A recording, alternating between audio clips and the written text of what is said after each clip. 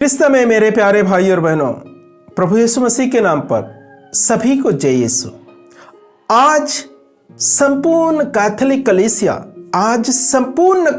कलीसिया के विश्वासी पुरोहितगण या जो भी है उस कलीसिया में, उस सब के सब कहाँ जा रहे हैं? नरक में जाने वाला है।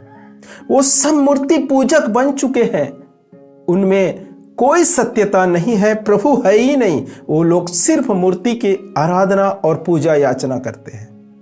ऐसा मैं नहीं कह रहा हूं, ऐसे कैथोलिक कलीसिया का छोड़ और दूसरे बहुत से देखने वाले लोग या उनके ग्रुप अलग है, मैं किसी का नाम नहीं लेता, ये सब कहते हैं कि कैथोलिक कलीसिया के हर एक विश्वासी पुरोहित गण या जो भी उस कलीसिया से जुड़े हुए सब नरक में डाला जाएगा। ये उनके कहना है और यही विश्वास करते हैं और इसी का वो लोग प्रचार करते हैं कि कैथोलिक कलीसिया से दूर रहे। जब मैं 3-3.5 साल तक किसी दूसरे कलीसिया में जुड़ा हुआ था और बाद में मैं कैथोलिक कलीसिया में आना चाहा, तो मेरे भी ग्रुप के लोग यही कहा कि आप उनके साथ ना जुड़े, उनके पास ना जाए, वो सब के सब मूर्ति पूजक है और वो सब नरक में डाले जाएगा। लेकिन मैंने देखा कि प्रभु यीशु मसीह के नाम पर अपने जीवन उन लोगों ने अर्पित कर दिए हैं। उनके लिए, प्रभु के लिए वो लोग ब्रह्मचारी है, शादी नहीं करते। ये लोग कैसे सेवा करते हैं, कैसे रहते हैं, ये देखने के लिए मैं कैथोलिक कलीसिया में शामिल हो गया। तब मुझे धीरे धीरे मालूम पड़ा कि कैथोलिक कलीसिया से यही लोग अलग हुए हैं। कैथोलिक कलीसिया मेन कलीसिया है, बड़ा कलीसिया है, उससे अलग हुए ये बाकी के ग्रुप है जो विरोध करके निकल गए थे और आज तक विरोध करते हैं। कैथोलिक कलीसिया का विरोधी है, लेकिन उनके अपने बीच में भी विरोध करते हैं, उनमें बनते नहीं है। आज उनके कलीसिया को शायद आप गिन भी नहीं पाओगे, शायद 30,000 से भी ज्यादा कलीसिया होगा, मुझे ऐसा अंदाज है।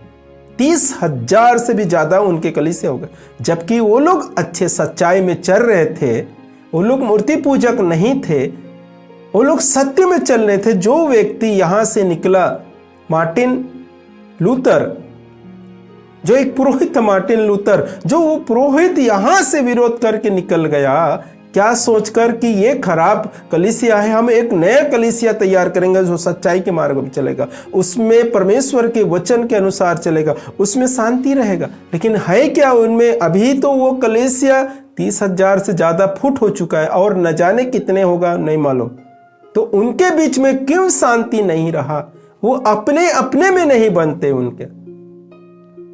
तो ये मुझे मालूम हुआ कि ये कलीसिया यहीं से निकला है। जिस प्रकार भारत, इंडिया को बाप कहा जाता है और बेटा पाकिस्तान को कहा जाता है कि यहीं से पाकिस्तान निकला हुआ है, वो बेटा है। तो उसी प्रकार जो बड़ा कलीसिया है वो कैथोलिक कलीसिया, यहां से बाकी कलीसिया का उत्पन्न हुआ है। या वो लोग यूं कहें कि वो लोग इस कलीसिया का विरोध करके बाहर निकल गया और आज भी उनके अंदर विरोध चालू है। उनके बीच में शांति का कोई भी प्रमाण दिखाई नहीं देता। और वो लोग कहते हैं कि कैथोलिक कलीसिया के हर एक विश्वासी नरक जाने वाला है। हर एक जन, यहाँ के पुरोहित, सिस्टर, फादर जो भी है, वो सब नरक में डाला जाएगा, क्योंकि ये सभी के सभी लोग मूर्ति पूजा कर रहे हैं, मूर्तियों के सामने दंडवत करते हैं, मूर्तियों का आराधना स्तुति करते हैं, मूर्तियों को ईश्वर समझते हैं, ऐसे उनके कहना है। मेरे प्यारे भाई और बहनों, ये सब चीज गलत है, ये बिल्कुल गलत है। कैथोलिक कलीसिया में सिर्फ प्रभु यीशु मसीह, पिता ईश्वर और पवित्र आत्मा की ही आराधना स्तुति किए जाते हैं और दूसरे का नहीं। आपको बहुत सारे मूर्तियां देखने को मिलेंगे, लेकिन वो संतों का मूर्ति है, अर्थात उनसे हम लोग बैठकर, उनके साथ बैठकर हम पिता ईश्वर के पास आराधना करते हैं। प्रभु यीशु मसीह के पास प्रार्थना करते हैं। किसके साथ? मां मरियम, संत गणों के साथ मिलकर बैठकर, हम सब मिलकर बैठकर प्रभु यीशु मसीह से प्रार्थना करते हैं। हम उनसे प्रार्थना बोले तो उनको ईश्वर नहीं समझते, ईश्वर को ही ईश्वर समझते। लेकिन ये सब चीज हमारे मददगार है, हमारी मदद करते हैं प्रार्थना में आगे बढ़ने के लिए, प्रार्थना में चलने के लिए। ये सब मदद करते हैं। जिस प्रकार आप लोग मदद मांगते हैं अपने पास्टरों के पास, कहते हैं कि मेरे बच्चे बीमार हैं, पास्टर जी थोड़ा से प्रार्थना कर दीजिए, मेरे बीबी बीमार है, मेरे बीबी के लिए थोड़ा सा प्रार्थना कीजिए, मेरे धंधा बिजनेस में अभी मुनाफा नहीं आ रहा है, उसके लिए थोड़ा प्रार्थना कीजिए। ऐसे करके जब प्रार्थना उनसे करवाते हो या प्रार्थना मांगते हो, तब वो पास्टर आपसे ये नहीं कहता कि आप मुझसे प्रार्थना नहीं कराना, आप सीधा ईश्वर से प्रार्थना कीजिए, ऐसा नहीं कहता। और उसने प्रार्थना करके, उसी प्रकार हम लोग भी संतों से मदद मांगते हैं। मैं तो प्रार्थना कर ही रहा हूं, मेरे लिए आप भी प्रार्थना कीजिए कि प्रभु जल्द से जल्द उत्तर दे और मुझे चंगाई प्राप्त करे, या मेरे जो समस्या है वो अच्छा हो जाए। इसके लिए हम संतों के से मदस्ती मांगते हैं, या संतों को ईश्वर नहीं समझते। हमें भी इतना ज्ञान और बुद्धि है, लेकिन मेरे प्यारे भाई और बहनों, ये बाकी के ग्रुप इस प्रकार से कहते हैं। तो मेरे प्यारे भाई और बहनों, आज आप समझ गए होंगे कि ये मूर्तियां ईश्वर नहीं है, ये मूर्ति ईश्वर नहीं है। मूर्तियों को क्यों रखा गया है?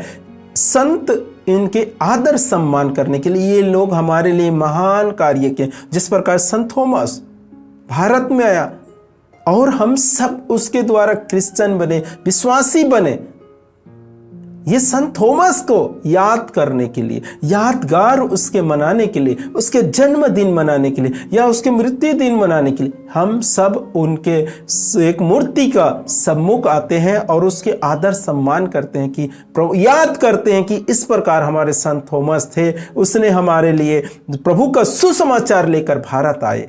इस प्रकार से हम यादगार करते हैं और उनसे कहते हैं कि अभी आप प्रभु के साथ हैं, तो मेरे लिए थोड़ा से मध्यस्थी की प्रार्थना कीजिए कि प्रभु इनको भी आशीष दे। इस प्रकार से प्रार्थना कर दीजिए। ऐसे हम प्रार्थना करते हैं। ये नहीं कहते कि ईश्वर आप ही है क्योंकि सुसमाचार आप लाए थे, ऐसा नहीं है। ये बाकी लोगों को समझ में यही है कि वो लोग मूर्तियों को ईश्वर समझते हैं। नहीं मेरे प्यारे भाई और बहन, ऐसा नहीं है। तो आप समझिए, ये सब ईश्वर हम नहीं समझते, ये हमारे क्या बोलते हैं मददगार है। यह हमारे प्रार्थनाओं में मदद करते हैं परमेश्वर के निकट पहुंचने के लिए।